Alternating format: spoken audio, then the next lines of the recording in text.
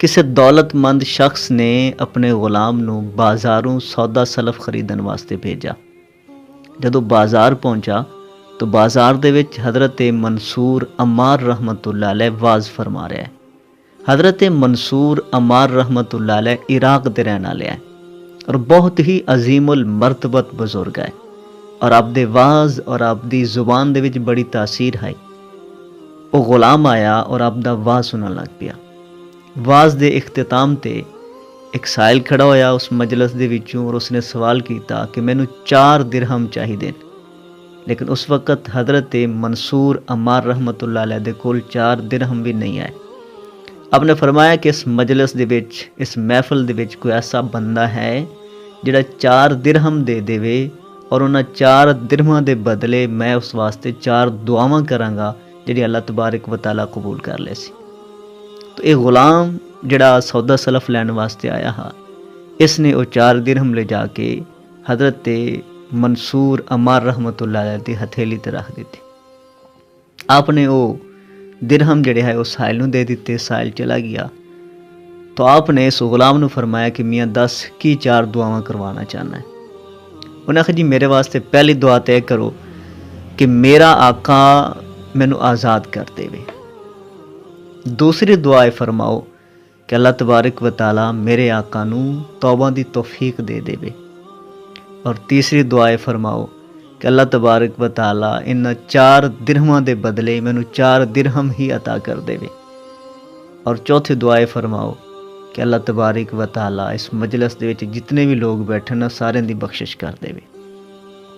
आपने दुआ फरमाई, हाथ उठाए, दुआ की।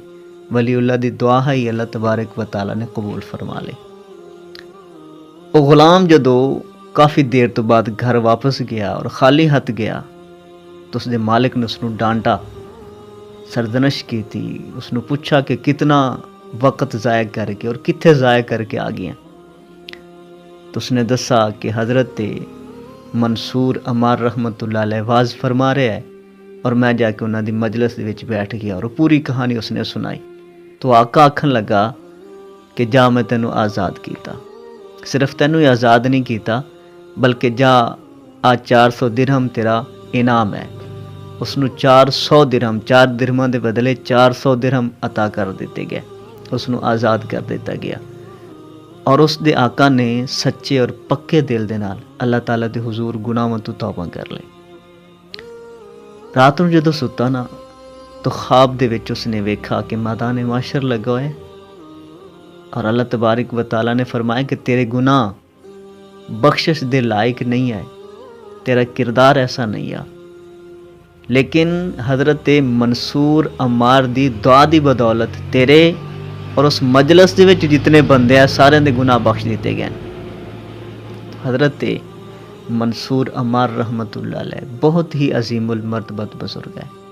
आप एक दफ़ा एक गली च गुजर रहे हैं तो एक दरवाजे दे कोलों आप गुजरन लगे ना तो अंदरों किसी दे रोन दी आवाज़ आ रही है और अल्लाह ताला दे हुजूर हाथ उठा के दुआ करदा पिया कि मालिक मौला मैं नफ्स दे पीछे लग के मैं शैतान दे पीछे लग के तेरियां नाफरमानियां करदा रहा, तेरे हुक्मां दी तू हुक्मां तो मुँह मोड़दा रहा, तेरे हुक्म अदूलियां करदा रहा, नाफरमानियां करदा रहा। मालिक मौला मेरे गुनाह बख्श दे, मैनू मुआफ़ कर दे। तो जदों इतने ज़ारो कतार और गिड़गिड़ा के वो मंगन वाला दुआ करन वाला दुआ करदा पिया ना तो आप दे दिल ते ऐसा असर होया कि आप दी मुबारक ज़ुबान ते कुरान मजीद दी आयत मुबारका जारी हो गई। या अय्युहल्लज़ीना आमनू कू अनफुसकुम व अहलीकुम नारा वक़ूदुहन नास वल हिजारा। इसका मफहूम बनता है कि ईमान वालिओ अपने आप नू और अपने अहलो अयाल नू दोज़ख तो बचाओ, उस अग तो बचाओ जिस अग दे विच या तो पत्थर जलनगे या इंसान जलनगे। उसका ईंधन या तो पत्थर होसन या इंसान होसन। आपने जो आयत पढ़ी ना, आयत पढ़ के गुजर गए, दूसरे दिन फिर गुजर होया तो उत्थे एक जनाजा हा। आपने पूछा कि कौन फौत हो गया है तो दसा गया कि एक नौजवान राती घरे दुआ मंगदा बैठा तो बाहरों किसी ने कुरान मजीद की आयत पढ़ी तो उस आयत दा उस बच्चे ते उस नौजवान ते ऐसा असर होया कि वो तड़प के डिग्गा और उसकी रूह परवाज कर गई। تو آپ نے بلند آواز نال آخنا شروع کر دیتا کہ اس بچے دا میں قاتل ہاں، بچہ میرے کو قتل ہو گیا ہے، وہ آیت میں پڑھی ہے۔ حضرت منصور عمار رحمت اللہ علیہ دی وفات تو بعد حضرت ابو الحسن شعرانی رحمت اللہ علیہ نے انہوں خواب دے وچ ویکھا اور پوچھا کہ سناؤ اللہ تعالیٰ نے تھوڑے نال کی معاملہ کیتا؟ تو فرمان لگے کہ جدو میں اللہ تعالیٰ دے حضور پیش ہویا، اللہ تبارک و تعالیٰ نے میرے سارے گناہ معاف کر دیتے، مینوں جنت عطا کر دیتی، اور فرمایا کہ جس طرح دنیا تے رہ کے تو میری حمد و ثنا بیان کردا ہی ہوں، اج فرشتیاں دے سامنے بھی میری حمد و ثنا بیان کر۔ تو جڑا بندہ اس دنیا تے رہ کے اگر کوئی نیک کوئی اچھا عمل کردا ہے، اس نو مرن تو بعد بھی اس دی توفیق ہوئے گی کہ وہ کر سکے گا۔ ایک روایت دے وچ آندا ہے کہ قیامت والے دن اللہ تبارک و تعالی حکم دے سی مسلماناں نو کہ مینوں سجدہ کرو۔ جڑے لوگ دنیا تے رہ کے نمازاں پڑھدے آئے، اللہ تعالیٰ دے حضور سجدہ ریز ہوندے آئے، وہ اللہ تعالیٰ دے حضور سجدے چ ڈگ پین گے۔ اور جڑا بندہ اس دنیا تے رہ کے نماز نہیں پڑھدا، وہ اللہ تعالیٰ دے حضور اس دن نہیں جھک سکے گا۔ اتنے کوئی پڑھدا یا نہیں پڑھدا، قیامت والے دن تو ہر بندہ چاہے گا کہ میں اللہ تعالیٰ نو سجدہ کراں، لیکن بے نمازی قیامت والے دن بھی اللہ تعالیٰ نو سجدہ نہیں کر سکے گا۔ اس دی کمر دے وچ سریا گاڑ دیتا جائے گا، اسے طرح آکڑا راسے، اور اللہ تعالیٰ دے حضور سجدہ نہیں کر سکے گا، کیونکہ اس نے دنیا تے سجدہ کیتا ہی نہیں ہے۔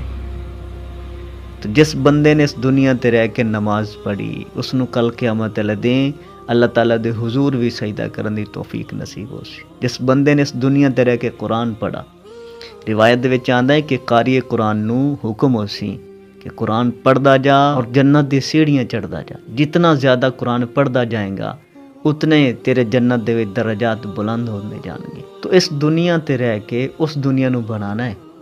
اس دنیا دے وچ اگر نماز پڑھی تو اللہ تعالیٰ دے حضور قیامت والے دن بھی سجدہ کرن دی توفیق نصیب ہو جاسی۔ اس دنیا تے رہ کے اگر رسول اللہ صلی اللہ تعالیٰ علیہ وسلم دی ذات تے درود پاک پڑھا، حضور دی محبت دے وچ رہے، حضور دیاں سنتاں تے عمل کیتا، حضور دے رستے تے چلے، تو قبر دے وچ جا کے بھی حضور دی پہچان نصیب ہو جاسی۔ اگر اس دنیا تے رہ کے تیاری نہ کیتی، اس دنیا تے رہ کے دنیا دے وچ مگن ہوئے پھرے، دنیا چ مست ہوئے پھرے، اپنے نفس دے پیچھے چل دے پھرے، تو پھر اس دنیا تے جا کے پھر پچھتاوے تو علاوہ کچھ حاصل نہیں ہوئے گا۔ اللہ تبارک و تعالی اس دنیا تے رہ کے اس دنیا دی تیاری کرن دی توفیق نصیب فرمائے۔ السلام علیکم ورحمۃ اللہ وبرکاتہ۔